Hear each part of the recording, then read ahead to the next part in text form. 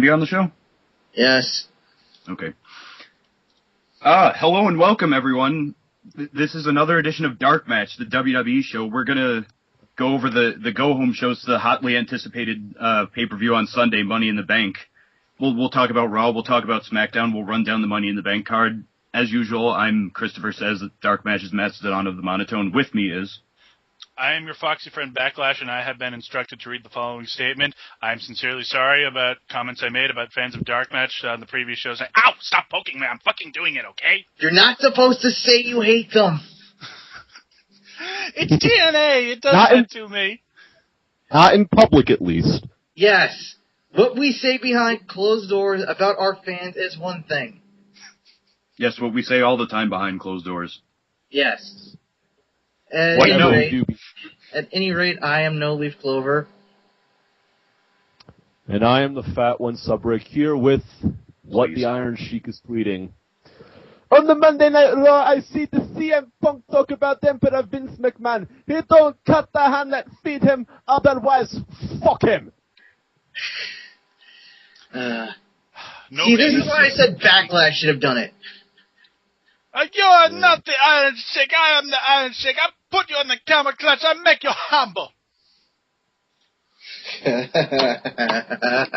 But anyways, let's get started. Let's get started with Raw, everybody. Yay. And on the subject of CM Punk, guess who's coming out with a megaphone in hand? Yay. This can only bring good things. This will bring glorious. He pretty much sucks in all the air, takes one of the commentator headsets and, tests it out for God only knows what reason. Gets to see if it works. Yeah. And, gets in the ring and cuts his promo. Now. If we try to go over this entire promo, I think we'll be here all night, because he went on goddamn near 20 minutes, I think. Somewhat, ain't gonna complain about that, but among the things he said, he's like, I'm the only one in the back with a pair of balls. The rest of the boys are a bunch of ass kissers, stuff like that. He got people to chant CM Punk, spoke about his phone ringing off the hook for ESPN and Jimmy Kimmel, and he's talking about a contract negotiation he and Vince are gonna work up at the end of the night, because Vince is pretty much ran with his tail between his legs, away from the prospect of him going to some other promotion with the belt. And they're saying this is the first ever contract negotiation that's going to be on Raw. I know they've done contract signings a million times, but have they ever actually done a contract negotiation on Raw before? I'm sure they have. Well, one that comes to mind is Bret Hart versus Vince. Yeah. No, that wasn't a negotiation. All those were signings. They weren't negotiating a contract right then and there. Well, yeah, I guess. And but the one thing that got a lot of people, at least on the forum, a little bit taken aback, is when he said that the only two times that anybody pays attention to WWE is when CM Punk is talking and when somebody dies. Oh yes, and he's quite correct. Which somehow everybody seemed to interpret as an indirect mention of Chris Benoit. What? I don't know. No. Because I think he was more referencing the fact that Macho Man's death has gotten a lot of attention from the media recently. Yeah, and people were talking about how would WWE even honor him? Would they not join the pack of everyone else who's paying tribute to him? And yeah, it's media. It's that kind of thing. Yeah. Yeah, I think that's why they only did the bare minimum on Macho Man. Oh, well, that's an entirely different discussion for an entirely different show. Anyways, yes, then lots and lots of stuff that if we try to talk about it here, your heads would explode with too much awesome. But yes, then the anonymous, I don't remember if it was Cena. Yeah, Cena shows up basically just to cut a promo saying oh, I'm going to beat you, and oh, you're a hypocrite, and blah, blah, blah, blah, blah. Well, one of the things that got me excited, even though I don't think this is going to happen, is that CM Punk, he's like, oh, and when I win your title, I'm going to work on that thing, because I've had to look at this piece of trash for the last 5 years or whatever. 6. We can only dream that he'll fix the belt. Well, it's certainly, at least the new Intercontinental title isn't a spinner belt. Well, that's just a rumor. That might just be a prototype design that they're not going to go with. But, yeah, it does look decent. But I honestly like the current Intercontinental title belt. If there was a replica title belt, if I was ever going to buy one of those $200 monstrosities, it would probably be the Intercontinental title. I don't know. I quite like the one that Perfect had.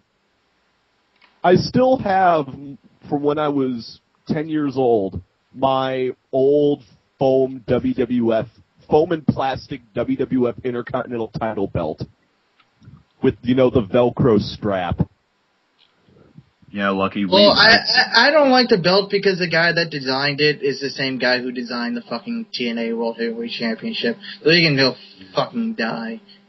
Well, that actually makes a lot of sense, given that the whole point of the TNA World Championship was to copy the WWE title. Here's the problem. Big gold belt. Here's the problem that I see. Here's the problem that I see with new belts, with the new belt title belt designs that are being. I'm gonna have to bring back the TNG counter. Oh yes. Well, it's because I'm on the show.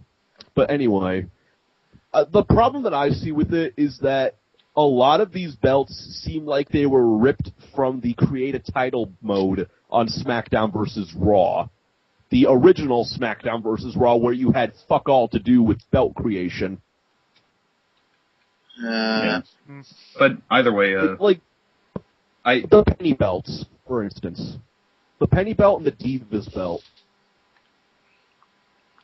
I mean, be that as it may, I actually thought that what Cena had to say was pretty good. Yeah. Usually, when he's challenged, be it The Rock or in this case CM Punk, he usually comes back with a pretty good promo.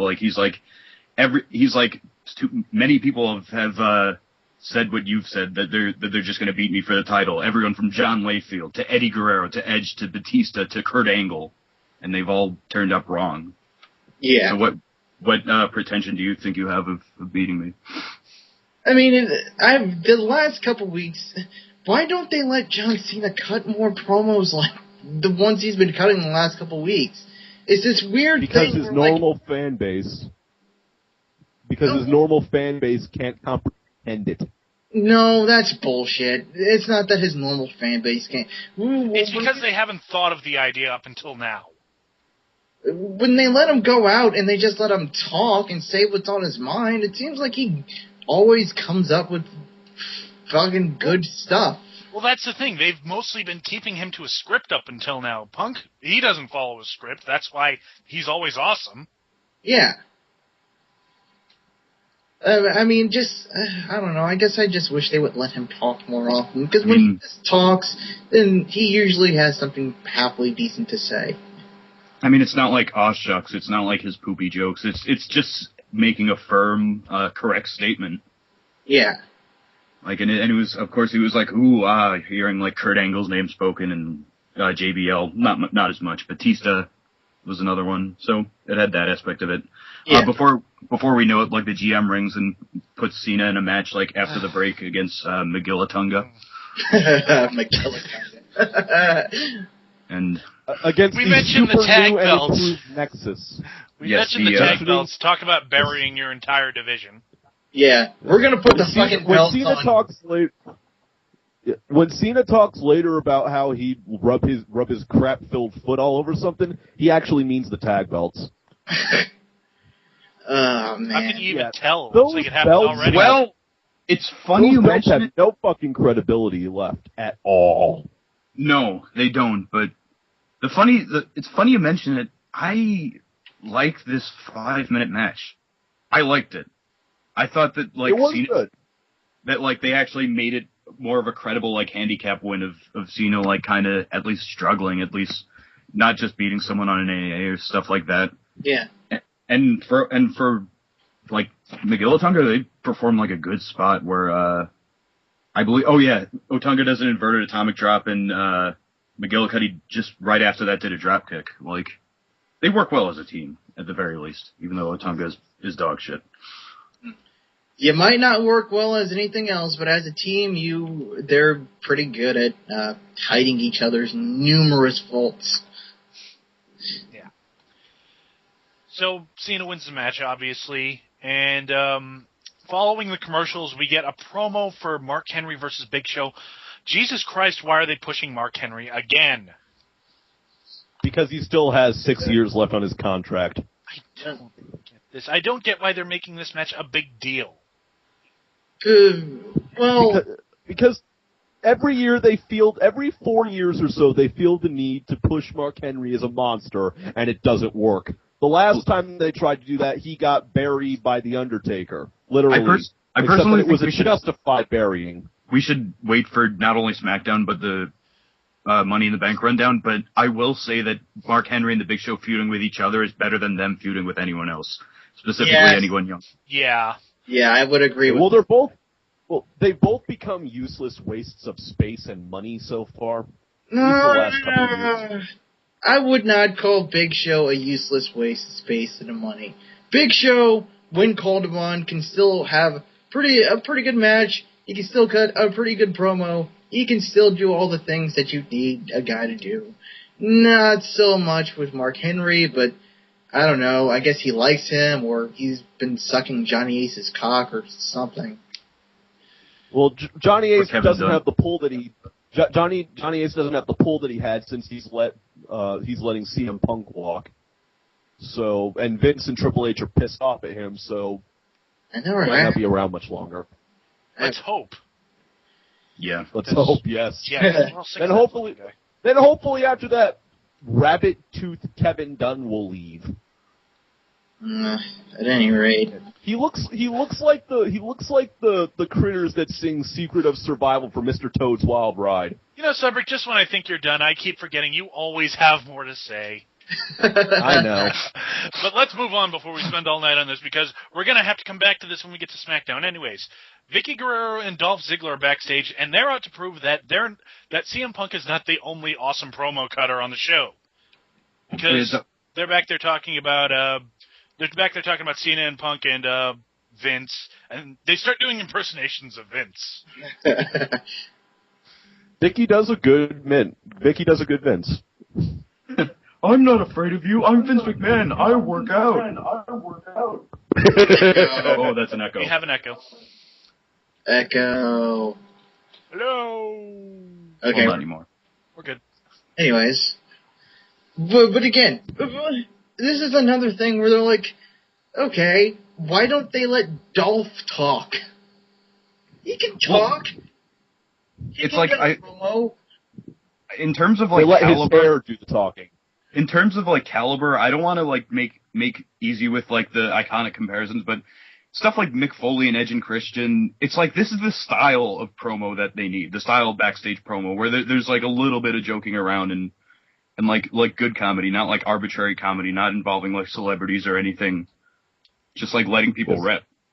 Yeah, it's not Pee Wee Herman and the Divas playing Twister. Anyways, they keep going with this. Drew McIntyre eventually shows up to join in on the impersonations, and then they do what we all saw coming. Vince slowly materializes behind Dolph Ziggler while they're still making fun of him, and decides he's putting the two of them in a handicap match against the Big Show. Of course, because they had to be in a fucking match with Big Show. It's like, and when they do this shit, it's either two people. It's fucking Kane or it's The Undertaker. It's getting really fucking old. Now, and then we also have... Oh, no, go ahead. For all we know, every time that the anonymous GM does it, could be Theodore Long doing it, since Theodore Long is in love with that kind of gimmick. Suppose so. But then we get Scott Stanford coming up to interview Vince McMahon. What did he ask him again? Because I remember it really pissed me off when I heard it. Oh, no. He basically, Stanford said, what's going on in the contract negotiations with CM Punk? The whole world wants to know. And Vince says, well, tell the world they could all go to hell. I thought he was talking about something else when he said that. Whatever. And then we get Kelly's boobs. She has. She may suck as a wrestler and she may have no personality, but goddamn, how about them titties? God damn it! Class. God damn it, Subrick. We are class in English. Yes. But yes, sadly, those boobs are wasted on a sandwich break. Or not sadly, depending on who you ask. Oh, God damn it. Melina versus Kelly. It's a match where you say, oh shit, she's still employed? And then, the Bellas are on commentary.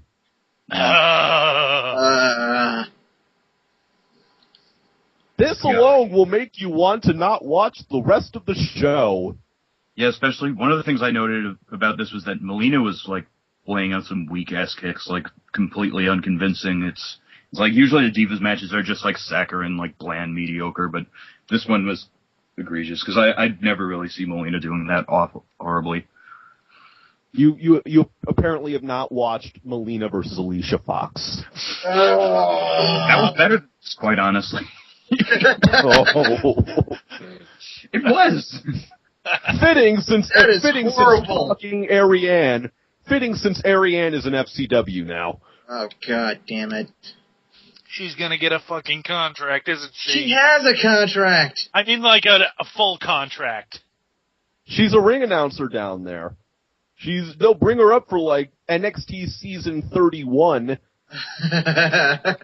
Yeah, basically, throughout the match, the Bellas are kind of talking about how Kelly wears too much makeup, she's probably ugly underneath, and she's anorexic, which, coming from, like, anyone is kind of like, I mean, you can't criticize them for it, like, it's probably a better thing that they're doing more than fat jokes, but coming from heels, I don't know if it's the best thing. No one likes a bully, remember? Yeah. And, This match sucked. Kelly wins, who cares? Bella's jumper, Eve comes out, woohoo, every fucking Diva segment for the last 2 months. Well, the Bellas did botch a line. Like, they were gonna talk about, like, Katy Perry putting on makeup, and instead they go Kelly, like, either saying Kelly or Kelly Clarkson, one of them. Wait, but you mean the fucking Bellas botched something? Shocker, right? Say it so! I want Cog back! You'll get her in about 8 months, 7 months. Where's fucking Karma when you want her? Fuck, where's fucking Beth Phoenix when you want her? Don't worry, in several months, Karma will come to collect with the Bellas. Oh well. At least we have WWE 12 to let us know what we're missing out on. Yeah, but nonetheless, like, What? Eve comes out, woohoo. Yeah, just what we needed to add to this equation, Eve Torres.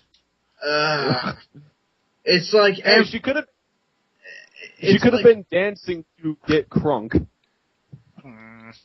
It's like every fucking miserable female wrestler that we don't want to see is on the screen all at the same time. And I like Kelly, generally speaking, but... I think she's probably better than people give her credit for, but I don't know. This was not a good segment at all. Well, this may not have been, but it actually goes to a really good segment afterwards, and let no one say that that CM Punk and John Cena are eclipsing the Money in the Bank hype, because they put it over pretty well for the go home show. Yeah. Yes. The segment of the hour, the second best segment of the whole show. Plus, we get to learn about R-Truth's wonderful fascination and phobia with spiders on ladders. Yeah. Yeah. Miz comes out, and he starts being he climbs up the ladder. No one has a better view, because I'm looking down on all of you, even those up in the nosebleeds. He's used to being on the top. Insert sexual joke here. Most must-see champion ever. La-di-da-di-da. Still championship material. He's still the future, which I thought was a pretty good line for him to say he's still the future. Basically, is it just me, or is Miz saying the exact same thing every single week now? I'm the most must-see WWE champion ever. I am the most must-see champion of all time. It gets boring. Now he's saying must-see WWE superstar, so... Yeah. He's starting to get boring. A little different. He's starting to get really boring for me, The Miz. Well, it's because, like, he doesn't really... It's at a point right now where he doesn't have to do a lot to get himself over, but he's getting someone else over and doing a damn good job of it anyway, so... And honestly, with Money in the Bank right now, he doesn't really have anything to do except feud with, like, these 7 other guys he's in the match with, and he kind of gets diluted in the mix. Yeah. Certainly. Swagger's the next person to come out. He starts making fun of The Miz for jobbing to Riley for the past, like, few weeks, and he says, like, hey, I won this too, and I'll do it again. Yes. Everybody on the internet makes fun of Swagger for jobbing for the 2 months he was champion. Well, yeah. I gotta say, people give Swagger shit. He's adorable on the mic, isn't he? No. If you consider lisping to be adorable. I don't know. I'm every time Jack Swagger. I just want to say, "Aw, you're trying so hard, aren't you?" Isn't that? But yeah, trying so hard. Like, yes. I was going about. Orton pretty much comes out and says something fairly standard fare for any babyface, but he does it better than Swagger. God damn it, real phony. Fuck. What? Anyways. We lost Subrick, whatever. But yeah, Bourne pretty much says he's going to steal the show and get the case, and nobody believes him, unfortunately. I mean, I definitely wouldn't want to skyrocket him at this point, but yeah, at least he got the mic. Then it's time for Kofi to come out, and... Here's another guy who I don't understand why they don't let him talk. You have all these guys who are actually pretty decent fucking at cutting promos, but they never let them say anything.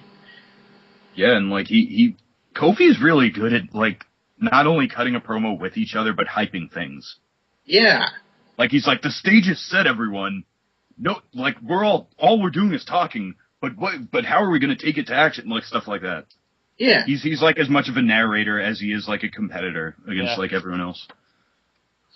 So next it's time for R-Truth to come out, who's still claiming that everything is a conspiracy because he has what he called acrophobia.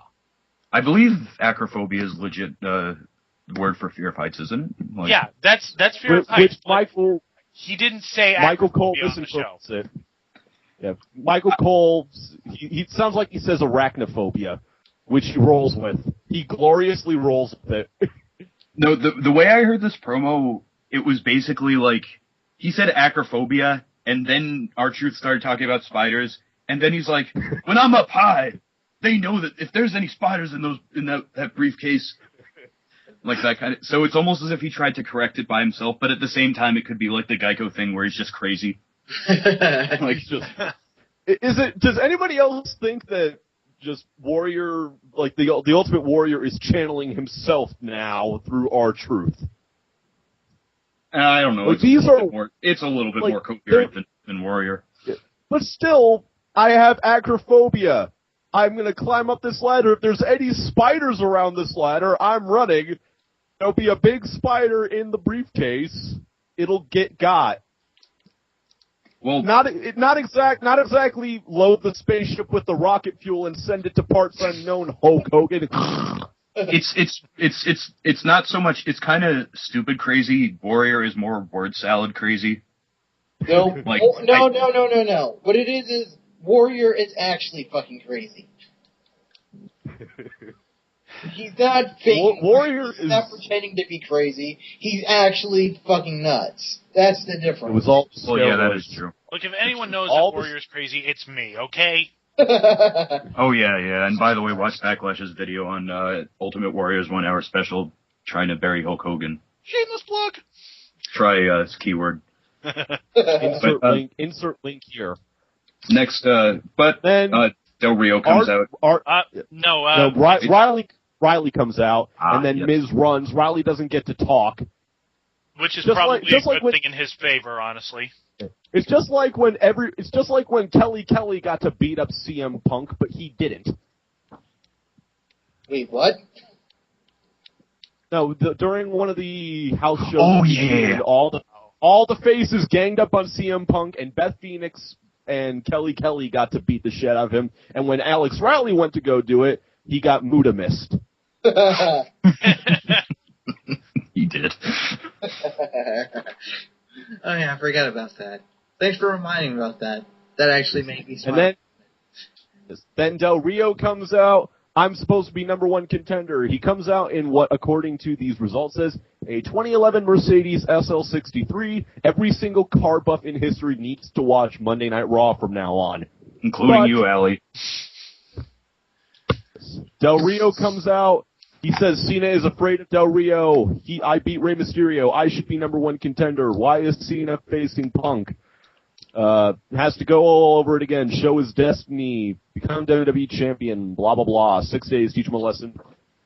And then Dominus GM chimes in, and I quote, Alberto Del Rio has a point. 6 of the MITB competitors. Miz, Swagger, and R-Truth versus Riley, Kofi, and Evan Bourne. 6-man tag match. And Miz is pissed off. Why isn't Alberto Del Rio in this match? Why? Video for Big Show on Burn Notice. Who gives a fuck? Nobody watches Burn Notice. At least no one here. People watch Burn Notice. Fuck you. I don't like that show, asshole. We found one. Well, I've only watched a couple of episodes because of Bruce Campbell. But yes, and then 6-man tag, rather good match. The question is, why were Del Rio and Mysterio not included in this match? I don't get it. Why was Mysterio not even included in the promo? Well, because Mysterio doesn't really have a beef with anyone beyond Del Rio. He wasn't on the show. Was he on? Was Mysterio on the show? He was not on the show. He's really the very downplayed aspect of this match, if anything. Like, here's the thing I do not understand. Rey Mysterio has lost week in and week out for the last month and a half. Why is he in the title picture? Because he's Rey Mysterio, that's why. Because they need to fill a spot. He has fucking merch power. That's the only reason why. But from a logic standpoint, Rey Mysterio should not even be anywhere near the United States title. He's lost straight for a month and a half clean. There's nothing really set in stone in terms of like the title picture. Well, he's just in Money in the Bank. It's not like he's getting a title shot. Yeah, I mean he's just gonna end the match because he doesn't have any. I mean that's what this match is. It's the match for people that don't have anything else to fucking. Yeah, he'll do a spot or two. Even still, like Ray's knees have been fucked for the last 2 years, so he isn't really going to be able to do a lot of super high spots. Well, they just wanted to put him in the match. You can't just not do anything with him. He doesn't have a feud right now. He's not feuding with anyone specific, so they decided to put him in a match. It's quite simple. Nonetheless, like to get back to this match, like a couple of like the good spots were. Early on, Jack Swagger does this really good belly-to-belly takedown on Evan Bourne. Like, the finish itself was alright with Alex Riley delivering a spine buster to Jack Swagger and then doing the impaler to him. And they had like a post-match, I guess you'd call it a finisher, live montage with skull-crushing finale on Riley, Trouble in Paradise on Miz, Bourne about to do Shooting Star, but then Del Rio pretty much crashes the party. Like, starts cracking everyone's ladder. Miz got whacked with that fucking thing. Like, he's still paying his dues, I guess. Oh, man. I main evented WrestleMania. Who cares? Get smacked in the face with a ladder. No, I main evented WrestleMania. It doesn't matter if you main evented WrestleMania. Oh, God. There's a reason why I called that match The Rock versus John Cena with special guest The Miz. Don't get me started on that shit. Okay, we won't. We had our chance to do a WrestleMania show. We didn't do it. Let's move on. And then they play the opening segment again. Now we get the supposed squash, but not really. Big Show versus D&D with Vicky Guerrero. Yeah, this is pretty much a train wreck. Train wreck, including the ending spot. Oh God, that was the worst. That was probably the worst took stage bump a fucked up finish. Just call it what it is. What happens is Big Show's about to chokeslam Drew McIntyre off the stage, and there's an obvious pad there. Anyone can see it. He lifts him up, and Mark Henry blindsides him from behind. Henry and Big Show land on the mat. Drew McIntyre flies off to the right, lands on the concrete, his knee bouncing off the mat. And he breaks it. Actually, what he did was he landed on the very edge, the very corner of the area of the wood surroundings, and he fucking bounced off of that, and they threw the X up for him. So, did anyone read any reports? Like, is he okay? Well, the ref threw up the X. No, the ref threw up the X before the commercial. Yeah, there's been no injury updates at all. That's because nobody cares about Drew McIntyre, which I hate to make light, but someone threw up the X. There hasn't been any reports, but it was there. Yeah.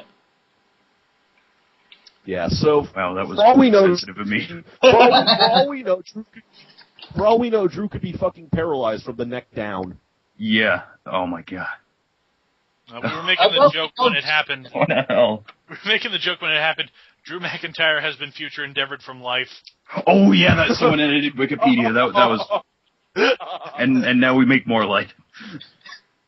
Oh, we are horrible, horrible people. If there's a hell, we will all be Satan's bitches. I mean, and I could even say that this was a daring spot. It was an interesting spot, if not for the bad result. But when I said that the match was a train wreck, I meant because it was one of those really pointless time fillers that just went to a count out. And the end result, it would have been exciting had Drew not got injured. It was only there to calm the crowd down for the contract negotiation. Although it was nice though to see a stage bump again, because there haven't been many off the stage bumps in a long time. You know what? That's because the stage is 2 feet tall now. I actually something just hit me just now. What? When it comes to WWE recently, we haven't been seeing very many main events, so to speak. The shows have always been ending on promos. The main promo of the night. For the past couple of weeks. Funny coincidence, because TNA is now doing that thing where they have their quote-unquote main event match, and then they have the quote-unquote reaction segments. Can't call them that because that show got canceled very expectedly. Reaction, but we're going to put reaction on Impact so you can reaction while you reaction. But yeah. As we reaction to the reaction of everyone else's reaction. But, let's talk about that last promo, shall we? Yes. Punk shows that he is the best talker in wrestling today. Hands down. Actually, before we get to the promo, I want to talk about Vince McMahon's entrance, because it was funny. Oh, my. Because he first comes out, and the crowd, they kind of pop for him, but he's like, no, we're not going to do that. And he starts to walk to the back, and then I forget his name. Justin Roberts. Yeah, Justin Roberts. He goes ahead and announces Vince McMahon anyways, and Vince just gives him a look like, oh, you are so fired. He walks to the back, he walks back out again. Go back to telling people working tryout matches not to get themselves over. That's your job.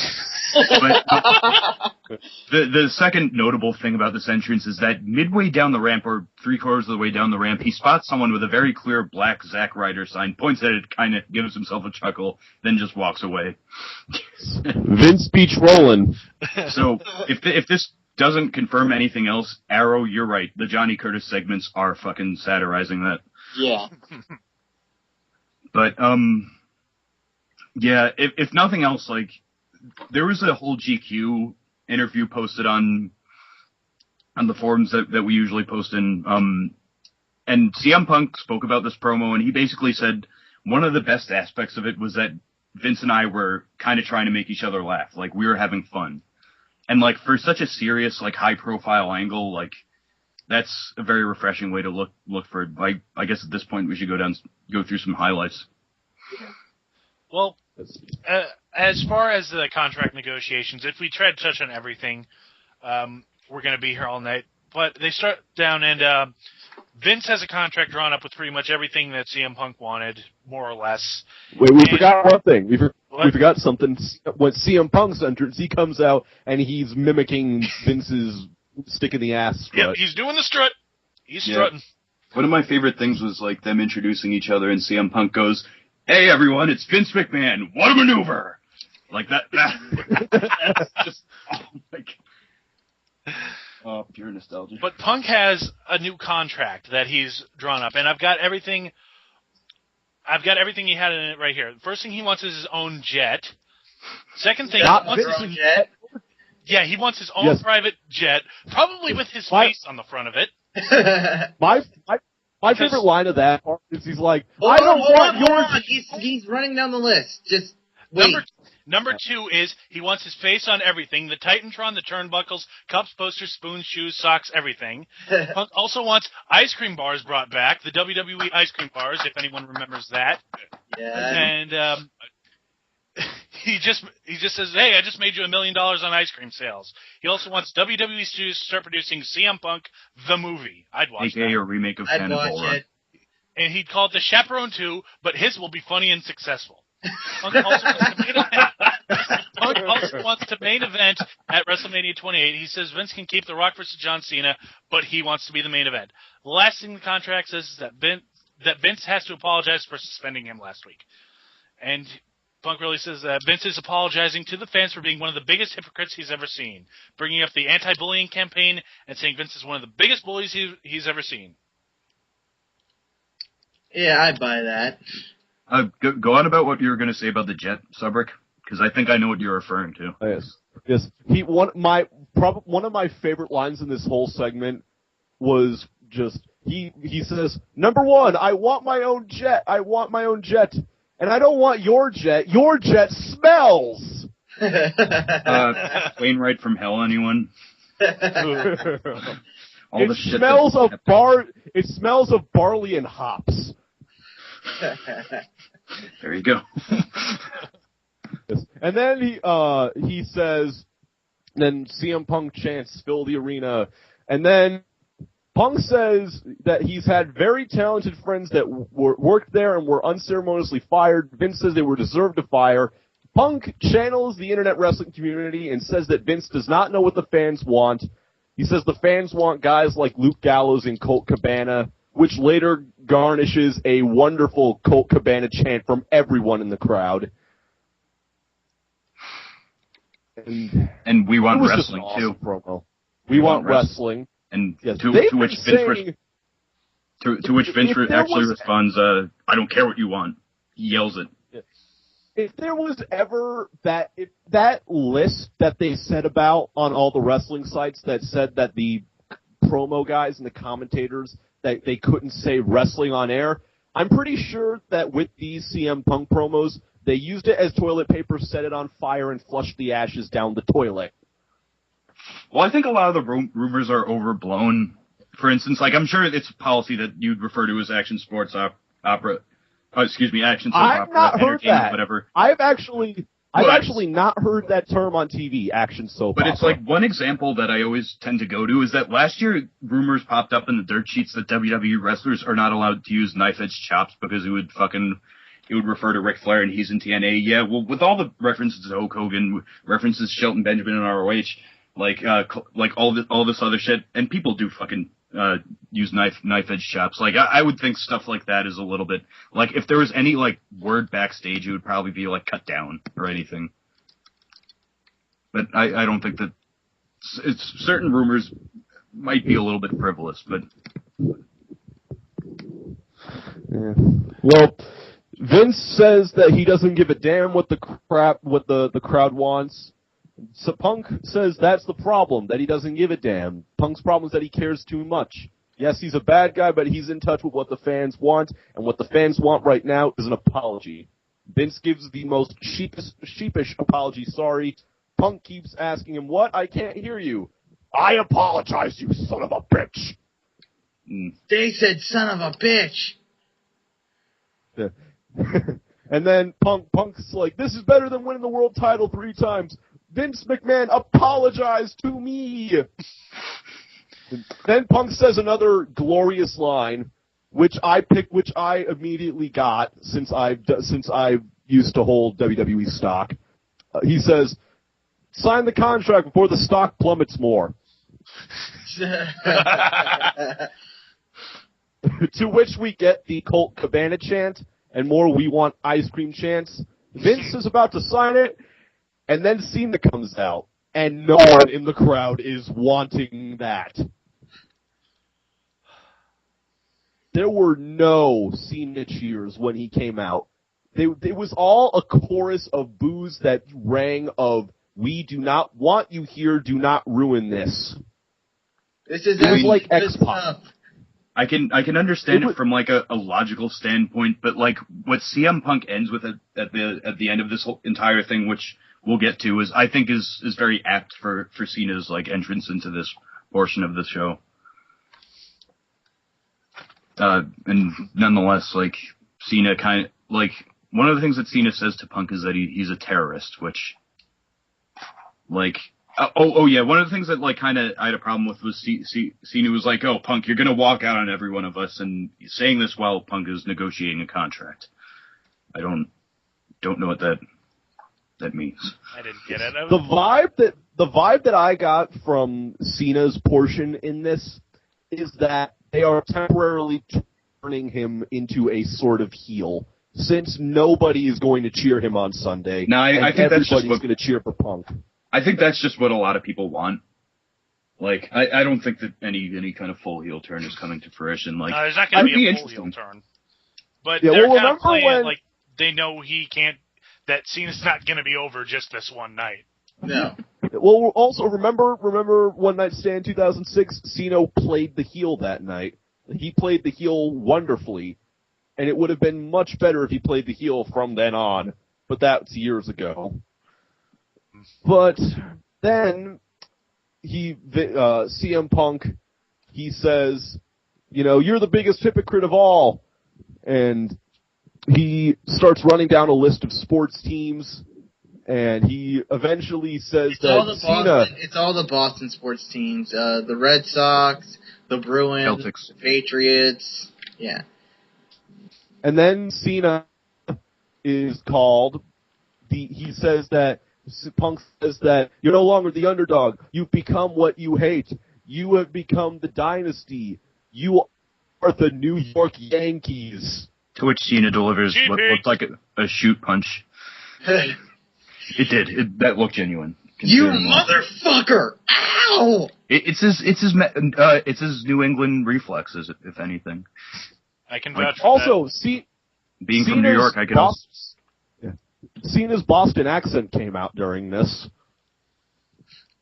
He's like, you son of a bitch! Cena, I was just working the crowd. I don't care! How dare you, sir! But, after all this, like, all these shenanigans, Punk just runs up the ramp with the contract, and he's like, you know what? I really want to leave WWE, on Sunday, say goodbye to the title, say goodbye to John Cena, and say goodbye to CM Punk, because I'm just tired. I'm just tired of you, John Cena. And that's what I'm talking about. Like, for like, the feeling of a lot of the people, be it on the internet or maybe in the crowd who didn't give Cena much of a reaction when he came out, I think that what CM Punk said that he's tired is kind of like an echo of that. Yeah. Like when people say like, oh, CM Punk represents the internet or whatever, but I mean, and it's like and we always try to stress like John Cena's a good worker, and like we just praised like his talent to cut promos, like the one he did in the beginning of the show, but nonetheless, like the feeling was still there to me. Right. Then he tears up the contract and the show. So what did you guys think about Raw? It was a good show. It was good for a go-home show. Obviously light on the wrestling, heavy on the promos. the one real match that we got was good. The 6-man tag. The Divas match, obvious piss break. The Drew McIntyre dies moment. It built up the match Sunday. That's basically all you can ask for on a show like this, because that's what the go-home show is supposed to be, and they honestly haven't been doing a very good job of that up until now. I mean, I don't think I've been this hyped to see a WWE pay-per-view in quite a while. And, like, we don't know what's going to happen. Since WrestleMania. Certainly, but, like, one thing I find coincidental and funny is that we don't know what's going to happen after Sunday. We don't know how SummerSlam is going to be hyped, but already, like, Money in the Bank looks a lot more exciting than SummerSlam, just like Extreme Rules turned out to be a much better pay-per-view than WrestleMania. I just thought of something really mean about Drew McIntyre, is that if he actually is severely injured and he has to retire, then he has to retire with the knowledge that he got injured as a prop in a Mark Henry feud. Well, you gotta go busting balls. Yeah. Is it not bad enough that he might be injured? You have to rub it in. I mean, why don't you talk about his crazy ex-wife, too? We got this guy, Subrick. He's a real ball breaker. But enough of Raw. I think it's time we move on to SmackDown. Yeah, unfortunately, the blander side of the pay-per-view, but then again, like the Raw side is CM Punk versus John Cena, so with high stakes. But the SmackDown Money in the Bank ladder match has more, ladder match suitable talent. And honestly, it's probably leaving us with a little bit more curious about who could win, because I think with the Raw Money in the Bank, we're all in agreement it's going to be Alberto Del Rio. Yeah. But with SmackDown, it could be Sheamus, it could be Wade Barrett, it could be Cody Rhodes. You don't know. But yeah, we'll get to that when we run down the card. But either way, SmackDown starts out with Josh Matthews bringing in Orton, who they're standing together, and it's like the size difference is considerable, and it really doesn't make you wonder why Josh Matthews never got past the Tough Enough competition. Like they're like, no, we don't like your look. They're like, yeah, you're never gonna get over here, kid. And you can't. And he was a small guy that couldn't do a moonsault. So the most over that Josh Matthews has ever gotten was when he got possessed by the Undertaker. I've never seen that. Well, we know what we're doing after the show. Yep. But either way, like the promo that Orton cuts is fairly the usual blunt, brutish, kind of simple Orton stuff that he says. Christian interrupts him in the midst of it by saying, like, I don't want to antagonize you, I just want a good match, And he proceeds with, like, heel lies. He proceeds to show him, like, a picture of him standing with the title after the first time he made his heel turn and clocked him with it. Yeah, and Orton's like, oh, I expect more from you. Christian starts insulting Bob Orton, saying that, like, the only reason they put him in the Hall of Fame was so they could make you happy, and he just stands there with Drew Carey, while elsewhere is Stone Cold and Shawn Michaels and Bret Hart, etc. Like,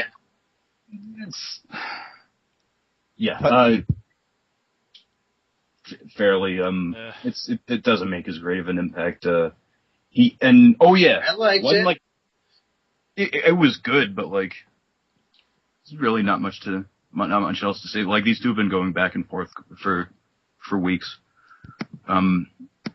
Like, one thing he said, Christian said, like, he's like, I don't have to beat you by DQ, I just want to have a good match, and then by the end of it, he's like, I'll show you when I beat you by either pinfall, submission, or DQ. Like, he's being the heel, kind of talking out of two sides of his mouth. But Orton ends this by saying, like, I'm gonna beat you and you'll remain the same pathetic, whiny, bitchy flash in the pan. So once again, we're getting a little bit more lax with the language. Yeah. Well, he didn't. Did he say bitchy? I didn't catch that part. He did say bitchy. He didn't. He'd say bitchy. Yeah, I guess they're like, you know what? Fuck it. We can still say bitch when we're PG-13, when we're, TV PG. Yeah. So what else did you guys think? Yeah, let's just move on to the match. The first match. What? Like, they recap Henry and Show, and Josh Matthews has one particular line. He's like, "This is something out of Transformers." What? What? Why? Oh. What is something out of Transformers? A relevancy. This train wreck of a match that will be Big Show versus Mark Henry. Yeah, it's basically like this attempt at relevancy is something out of Transformers. It means, well, it depends on which shitty Transformers he means. Does he mean the new Transformers, which sucks, or does he mean the second one, which sucks even more? That Transformers movie that's coming out, that's currently out, that's making a lot of money, and that we'd like to reference for our child audience is because a Michael Bay movie with of fucking robot dog humping legs, that's fucking PG. That's for kids. All right, moving on from that. What the fuck? One. Zeke versus Ted for the title. Why is it for the title? I don't know. Not like Ted's gonna win anyway. Yeah, like, in terms of the match that's coming up, like, I have a question for you guys. Do you know if anything happened to Tony Chimmel? I don't know. I think they just brought in a new ring announcer. I hope it's just he's just sick or something, because Eden Styles is all right, but I don't want to. She's kind of pretty to look at. It's like I don't want to just completely replace Tony Chimmel that soon. It's so especially after he's been doing the announcing stuff since '90s. He's been doing the announcing stuff since '97. So just taking him off would be kind of low. Yeah. So about this match, there's not really any memorable spots. Zeke didn't bust out the scoop slams. Why is he doing that? They got that shit over, and now they don't do it anymore. He did 3. He did 3. Where? No, he did 2, and then he put on the rack. Ted DiBiase got out of it, did another one, and then he tapped Ted DiBiase with the rack. No, you have to do it 3 in a row. They're already fucking. No, you have to do it 5 in a row. But minimum 3, maximum 8. That's the rule. I guess so. But in the midst of this match, like, the whole thing is about Ted DiBiase, like, kind of falling by the wayside, and Michael Cole's talking about Cody Rhodes being his life coach, comparing him to Kenny Powers. I don't watch Eastbound and Down, but, like, please enlighten me if any of you do. Nobody watches Eastbound and Down. Nope. No one here watches Eastbound and Down. But Ted DiBiase made an effort. One of the, like, to kind of combat someone like Ezekiel Jackson, like, he does a shoulder block into the ring post, and then he immediately does a drop kick. I thought that was a good spot. Nonetheless, this match wasn't anything to write home about. It wasn't a bad match, but it wasn't a great match either. It was just kind of there. Yes. And then they tease a legacy breakup.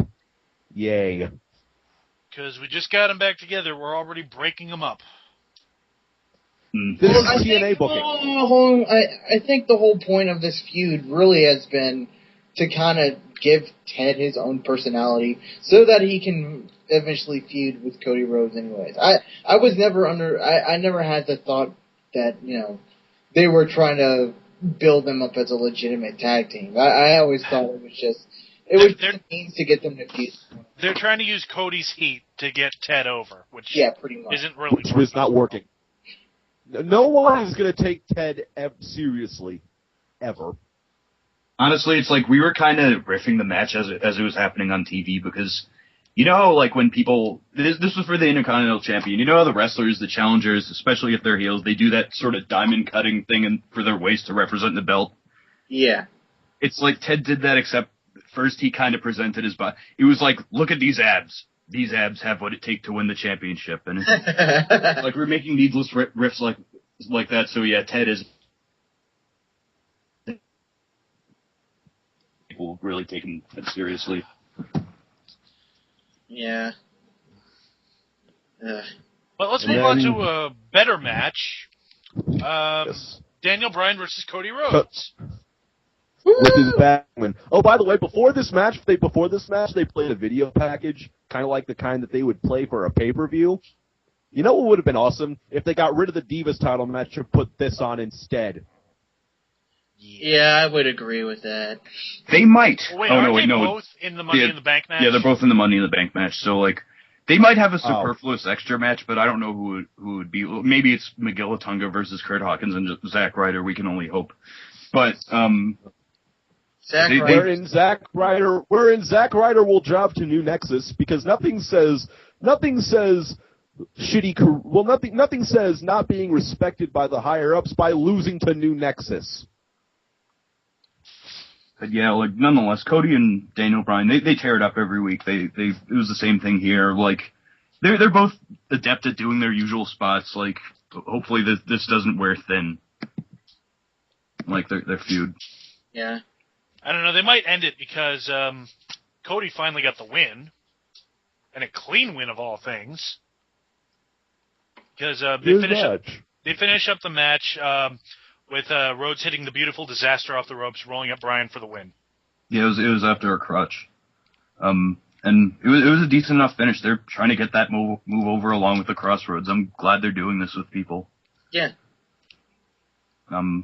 Another thing that Rhodes busted out throughout the match was a half crab, which like he looks pretty good doing. You know what's the one move that I would love to see used again? What? The Billy Goat's Curse. You mean you never know? Freaking Colt Cabana's move? Who the hell knows? CM Punk the one that Randy Orton used it on Christian at Over the Limit. Like Christopher says that Punk might bust it out just for Money in the Bank. Yeah, plus Colt Cabana is gonna be at Money in the Bank. I wish he was going to be on TV at fucking Money in the Bank. Can't ask for everything. Who knows? If he has a front row seat, they might put the camera on him at some point. But yeah, true. One thing I do want to talk about Danielson and Rhodes' match, though, is that Michael Cole, one of the bagmen gives a bag to Booker T, and then Michael Cole takes it and he puts it on and he's going nuts throughout the entire thing. They start talking about the Money in the Bank matches, and for some reason Booker doesn't want to put over his own participation in one of the previous matches. Like I don't any indications why, because I didn't see his because he lost. Well, I think it's because he was King Booker in that match, and we don't like to forget King Booker. No, they spoke about him. They spoke about him. This goes into a point that I wanted to talk about, which is like, I know people don't, I know Booker's not a good commentator, okay? I know, I understand that. But I'm fucking tired of Cole ripping on him the entire fucking show. We know he's fucking bad.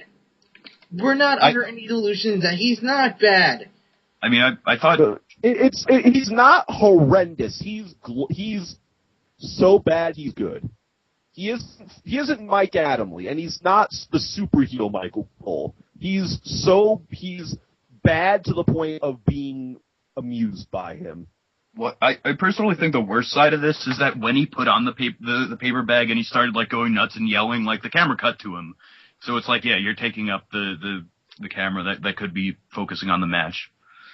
Yeah, it's funny. I'm just sick of fucking hearing Michael. I know I bitch about Michael Cole all the fucking time, but it's getting really fucking old. That like 3/4 of every fucking SmackDown is just him it's him not paying attention to the match and just fucking bagging on fucking Booker T. Here's the unfortunate implications of this, though. Booker is the only one that Cole still continuously rips into every show. He does not rip into Matthews. He does not rip into King.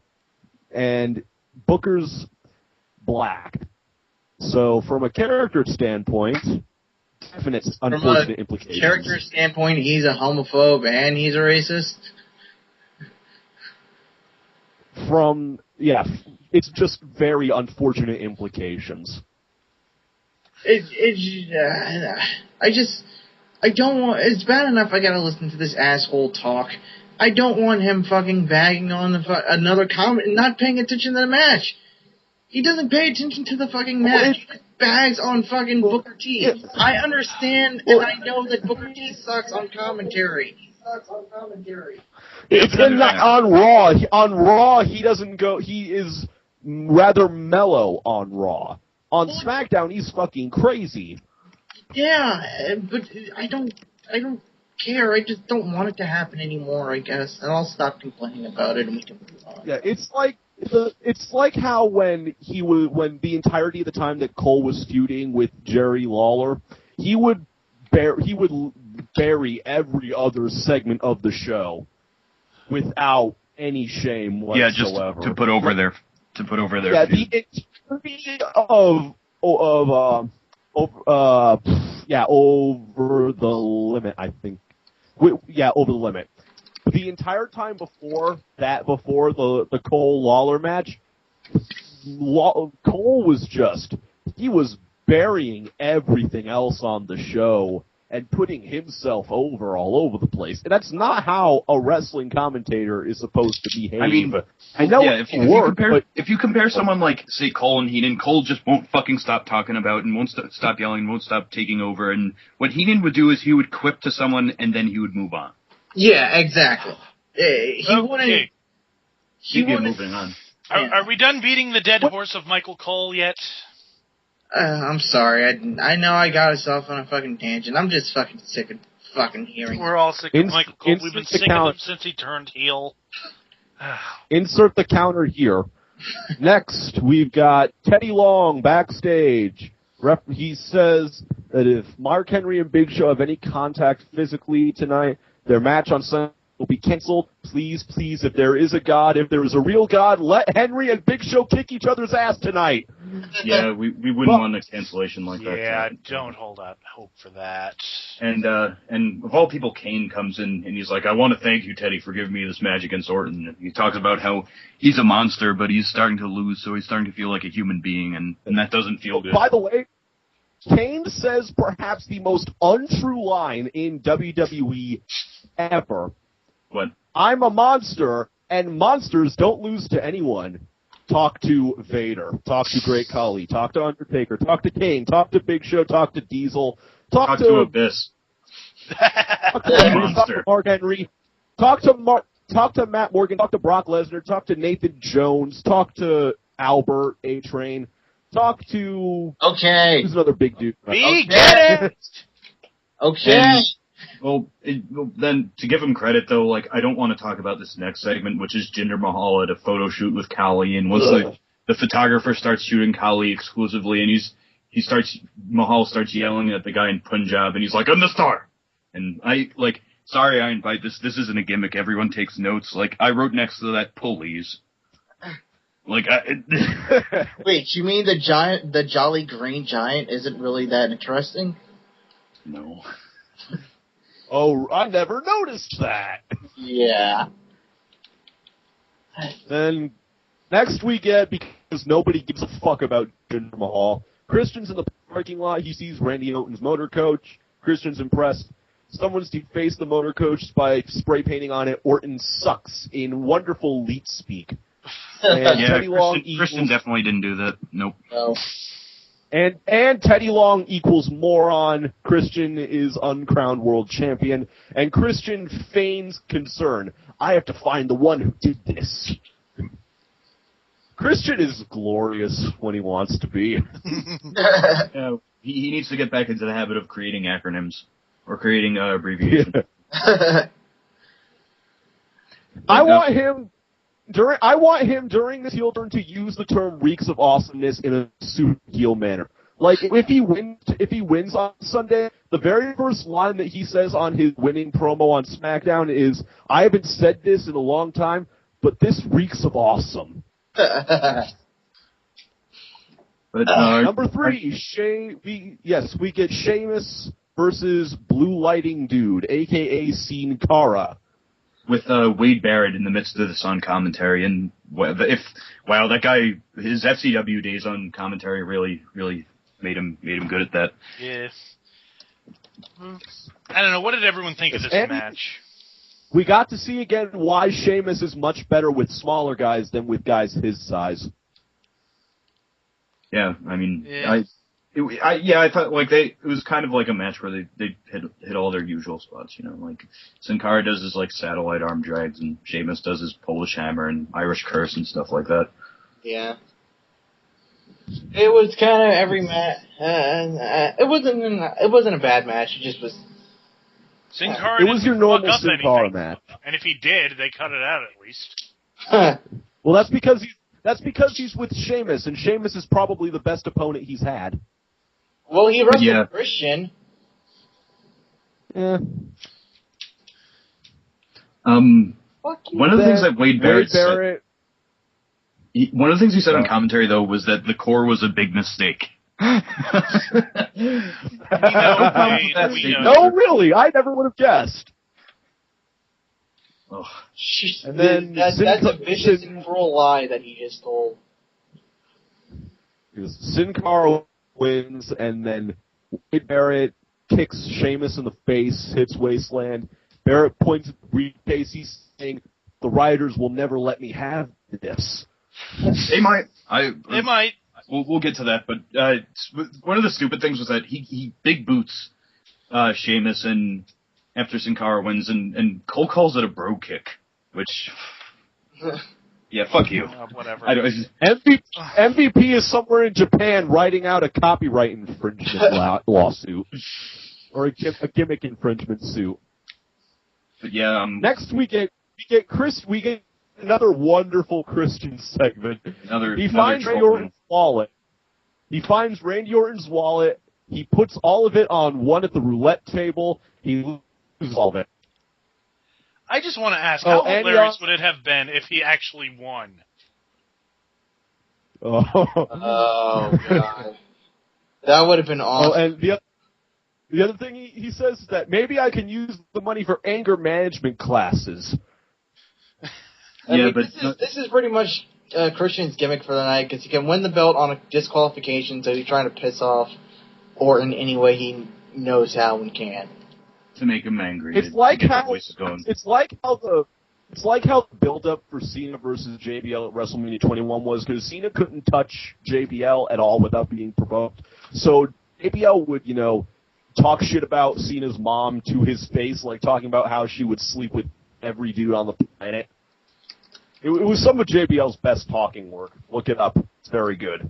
Yeah, but one of the things that Christian basically bet like a grand on the number one in roulette, because that's Orton's birthday, April 1st, and he follows that by saying, "I'm sure there's a joke somewhere." He's like, "I'm betting for your daughter Alana in her college fund." It's a cute segment, but Christian's just trolling Andy tonight. Yeah. That's the word. And then he loses.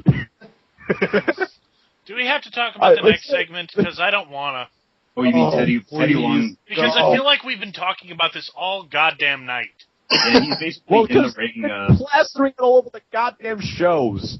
Yeah, he's moderating the Henry and Big Show face-off, and like Henry restrains himself by staying near the entrance, and both of them they both put over their tempers and how don't push me.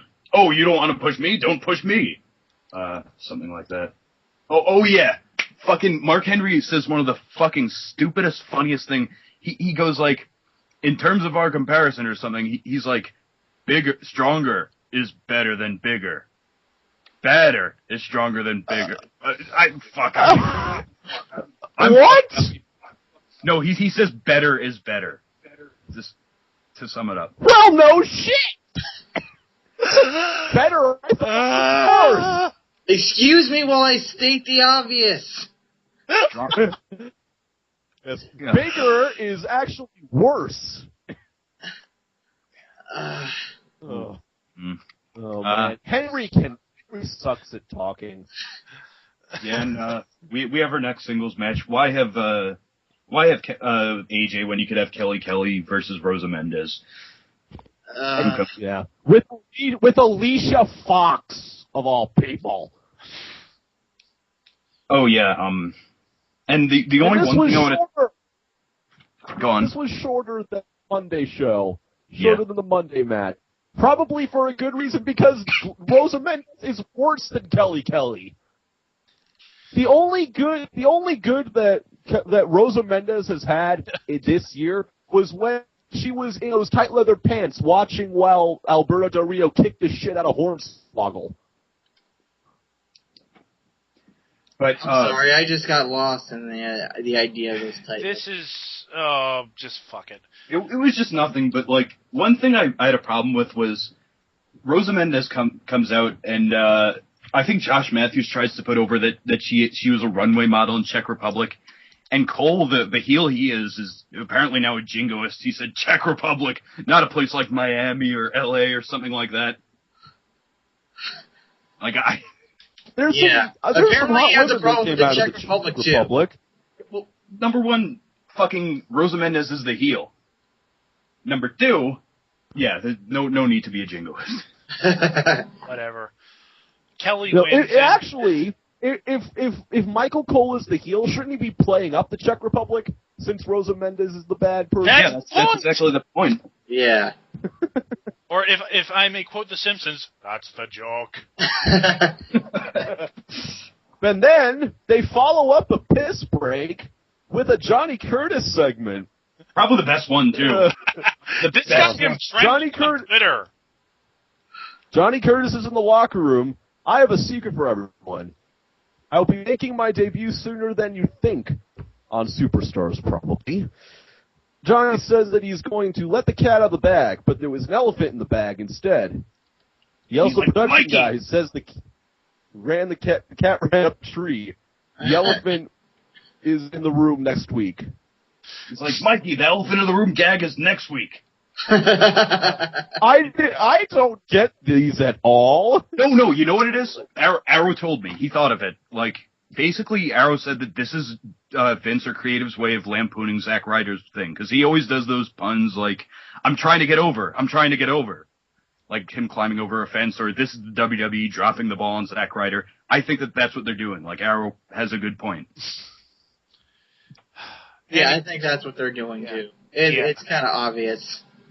Well, we get to our next match, and if you thought the Divas match was the bathroom break, I haven't finished taking that piss yet. Because it's Heath Slater versus Justin Gabriel. Oh, yes. Any chance I get to make fun of Heath Slater, he gets to cut a dirt promo. You don't even have to make fun of him. The guy... Because I'm the one-man rock band, baby! What is wrong with his voice? Johnny, fucking Heath Slater makes fun of himself by existing. I don't know what is wrong with that kid. He just cut his goddamn hair. I mean, there's really nothing to get over. No one will ever take him seriously. No one will take him seriously because everybody now views him as the chick from Wendy's. Not even that. Even before that, people in the crowd were going, I hate you, Heath Slater. I hate you. No one likes him. He's the smelly kid in fucking high school. He's the kid no one fucking likes. Wade Barrett himself said that he wants to punch Heath Slater in the face every time he talks. No, he is X-Pac in Fast Forward. He is X-Pac without the period of being over. And that's not really, that's really giving not enough due credit to fucking Sean Waltman either, but yeah, this was a short match. They maybe tried to get over it in the beginning that they knew each other very well and they were versing each other's like arm ringers and whatever the fuck. But he was too short. Gabriel wins with a 450 splash. The only thing notable was Booker T saying Booker T Bonics. Also, I gotta give props to Justin Gabriel. He's getting better incrementally. No, he's a good worker. I want to see him go out on a singles career. Exactly. Well, at least he's not with fucking Dirtface anymore. At least he's not with Dirtface McLoser anymore. Both of these guys are in Money in the Bank, right? Yes. Yes. I want to see Justin Gabriel versus Sin Cara. That would be awesome. That would be a good match. Yeah, it wouldn't be bad at all. Yeah, triple threat for the next pay-per-view. Like, put one of the belts on them. Justin Gabriel versus Sin Cara versus Daniel Bryan. I mean, if one thing's notable about this, Justin Gabriel appears to be the face. So if, like, Cody Rhodes wins the Intercontinental belt, then, like, he and Daniel Bryan could have matches, like, contending for that. Like, that possibilities are there. They recap Raw with CM Punk, and we already it's main talked event about time, and I'm long past the point of caring. Oh no, but you don't have to. This was a shit main event. Oh, You can't call this a main event at all. Basically, it's a count out or a DQ when Christian comes in to distract Orton. I forgot which one it was. Like, it wasn't even that easy to tell when I actually saw it. Oh, it was a count out. Yeah. Kane wins. It was a count out after This match sucked. Yeah. No S.0. Like, this won't, like, have any consequence. Like, Kane won't go anywhere after this. There's no reason he had this. After the match, he and Christian start stomping on Orton. Once Kane realizes that someone else is trying to steal his thunder, he threatens him. Christian runs away. Kane gets RKO'd. Orton gets speared. And Orton keeps chair-shotting Kane because his anger is coming out. Girl, what was that line, Kane? Very, very so angry. Yes, Kane, what was that line you said earlier? How monsters don't lose? Yeah. No, he didn't lose about 10 seconds. He won by countout. So, well, won the... The only really notable thing about this is the water bottle. Oh yeah, Christian used a water bottle. And not in the way you'd think he'd use a water bottle, like throwing it at him or hitting him over the head with it. He didn't even throw water at him. He poured it down Randy Orton's back. And that pissed him off. Pissed off fan going like, I'm gonna fuck up the show. The fuck are you doing, Christian? But yeah, he reacted like he fucking like threw a hot coal in his back or whatever the fuck. But I actually got to talk about one thing. They recapped the whole CM Punk promo with Vince McMahon and Cena, and they did it in a good style. Like, it started out as the following is a message by CM Punk, like that whole NWO kind of guerrilla ghetto kind of thing. And throughout it, like, they had pictures of Vince McMahon, and they had all these title cards like Tyrant, Dictator, stuff like that. Very, like, if anyone's ever seen the movie Parallax View, kind of like the subliminal brainwashing scene in that. It was done. Like, it was fancily, like another good WWE kind of produced recap. Yeah. But if there's one thing they're really, really, really good at, it's this kind of thing. But that SmackDown, it was obviously, like, if it transmits anything, like, it didn't have as good a presentation as a Hype for Their Money in the Bank match. Like, I look forward to Orton and Christian's match again, but Raw was the clear go-home show for this pay-per-view. Yeah.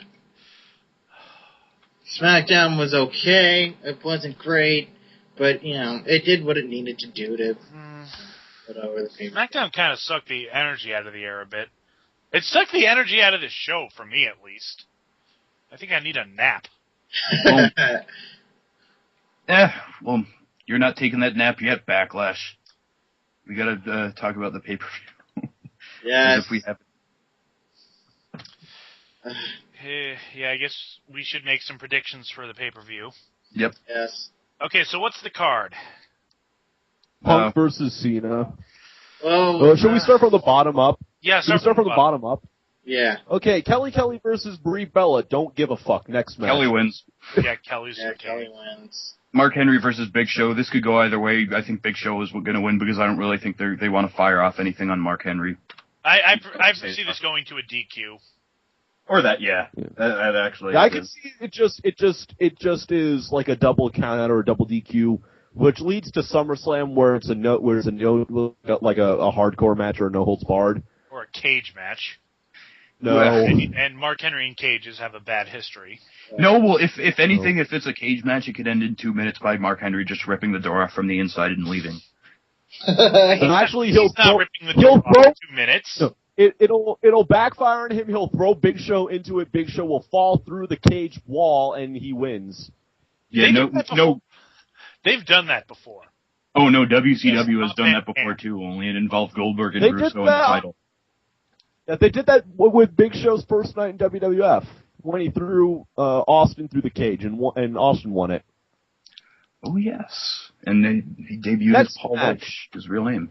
Next match. Actually, how about, what do you think since WWE loves doing these impromptu matches on the show, it's probably going to be like the tag belts. So New Nexus versus Who Gives a Fuck. I don't know who in the hell they'd be able to... Jackson versus someone. Or Dolph versus Zeke. My God. No. Non-title mid-card belt match. Why would it... Non-title? Why? Regardless, both champions. Oh yeah, title versus title or whatever. I don't know. Well, they usually say that for Night of Champions, but yeah. And then they have SmackDown Money in the Bank. I'm gonna have to go with Sheamus. Same here, Sheamus or Wade Barrett. Yeah, I'm tossed up between those two also. Like I think they could just want to give Sheamus that third title reign, the third world title reign, just to put more feathers in his cap, or they could want to pull the trigger on Wade Barrett like they didn't want to do last year. I'm gonna say Daniel Bryan. Really? Wishful thinking. Wishful thinking, but I believe in miracles. Okay, I mean, to be fair, last year I thought it was Drew McIntyre. He was going to win because, number one, he had just lost the Intercontinental belt. Number two, he was the chosen one. Like, no matter how not over he was, Vince McMahon apparently wanted to push him. And I thought, okay, Kane has this thing with The Undertaker. This won't involve the world title. It did. Yeah. They surprised me. But I think third in line beyond Sheamus and Wade Barrett is Cody Rhodes. But I think he's actually going to go for the mid-card belt after this. Ted failed to win it, so he's like, I'll show you how, and I'll win it. Not much else to say. I think it'll probably be the most interesting in terms of the spots they do, because they have some pretty good people in it. Sin Cara, Daniel Bryan, Gabriel, Cody Rhodes. True. Like a nice kind of variety. But I guess we'll talk about the World Heavyweight Championship match now. I think there will be Christian shenanigans where Christian will use Eddie Guerrero styled whack the chair on the mat, throw it at Randy, lie down, act hurt, ding ding ding, Christian's your new champion. I think that's the way they'll go with it. I honestly don't see them having the title change hands on a DQ. I think Christian might accidentally get himself disqualified and then continue his bitching. Yes. Just to extend this. I fully agree with you. There's the problem, though, is that if they end it in the way I see it, is that if they end it in any other way than Christian using shenanigans to win, is that there will be no point in dragging the feud out to SummerSlam. Because the feud's already running dry as it is. Because there's not many more ways that they can do, Christian versus Randy Orton. I personally agree with... Every match they've had together has been very good, but it's starting to run dry. Plus, I think they might pull the trigger on Christian this time because SmackDown's ratings are fucking terrible ever since Randy won. Yeah, but in terms of Orton retaining, I kind of agree with Backlash. I think that they're going to have the face triumph by the heel, going through some flimsy irony where he gets DQ'd. Yeah, they'll probably drag this out till at least SummerSlam and have a big blow-off match, some stipulation. Christian's lost, but Christian will have lost every match in the feud by then. Yeah, so over-under, is the winner going to cash in? Maybe. Yeah. I'm going to say no for SmackDown. Wait, are we... No.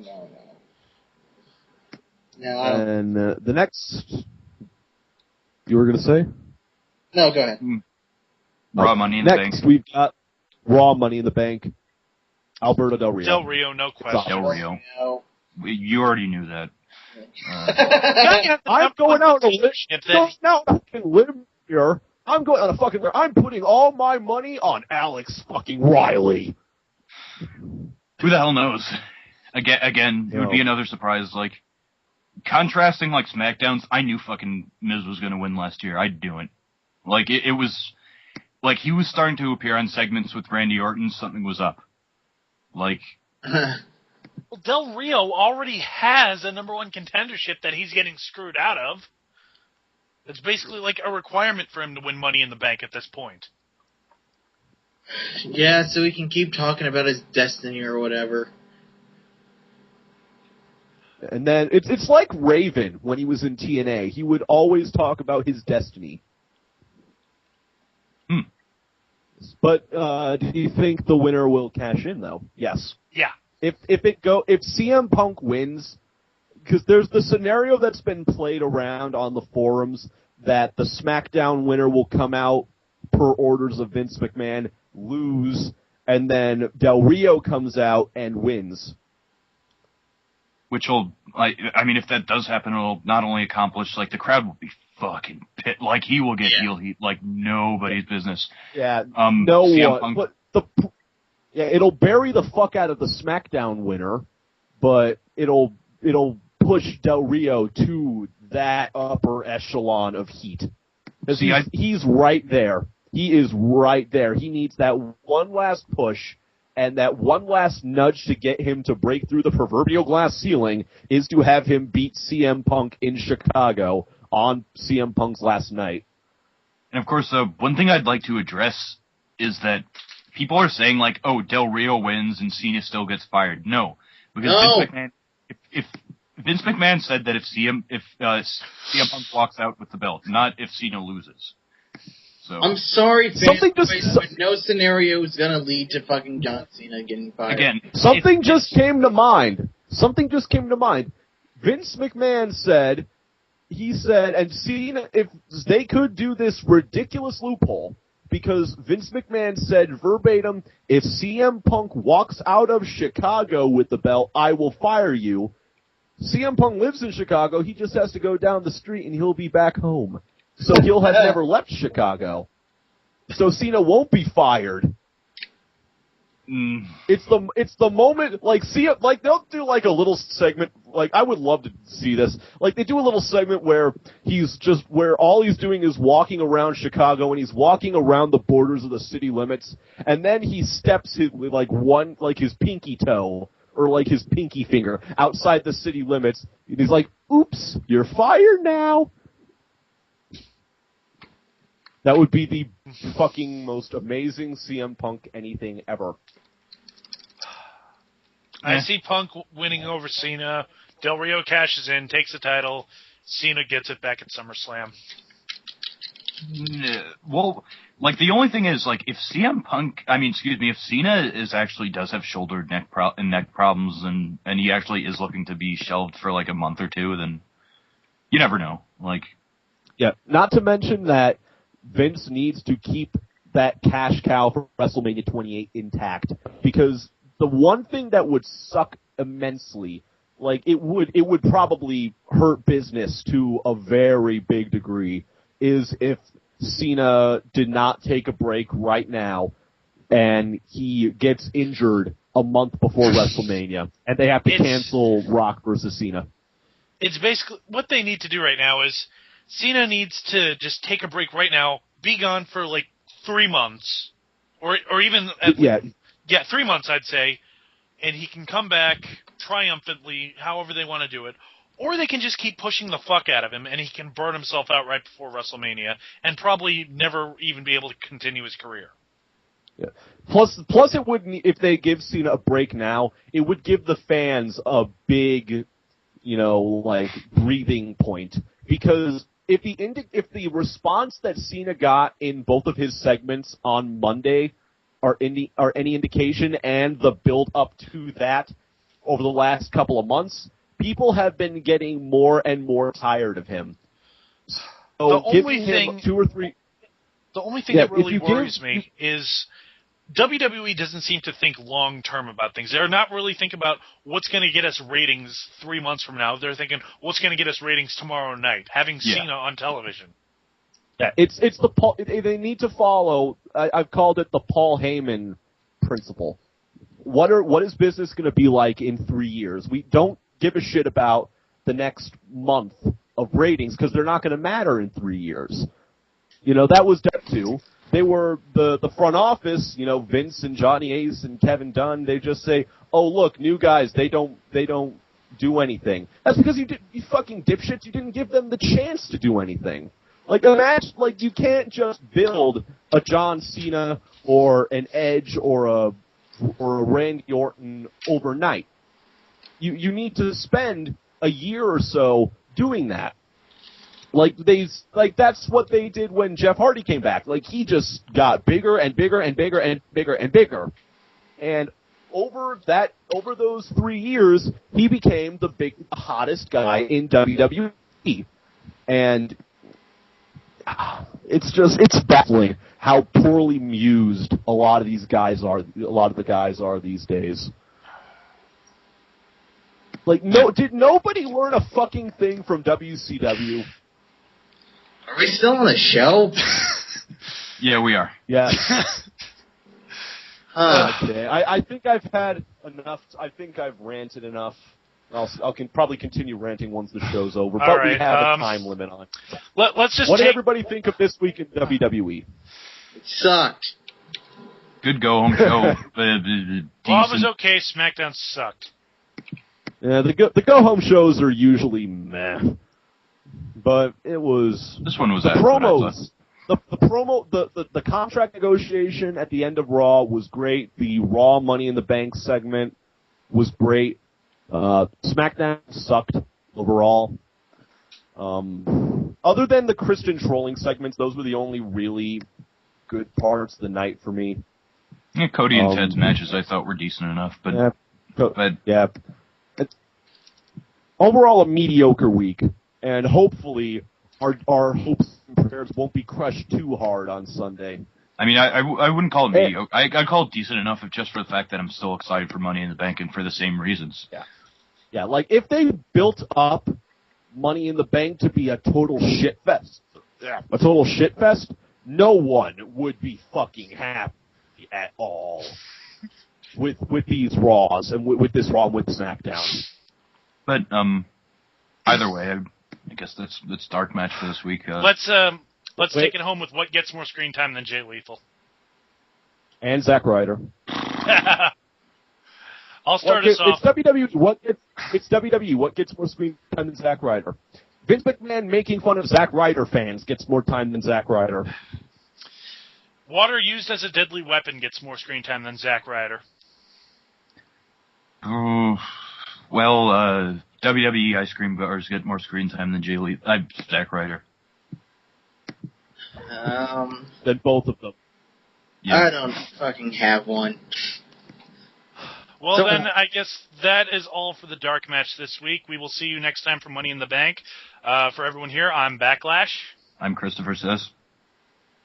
I'm No Leaf. I'm Subrick.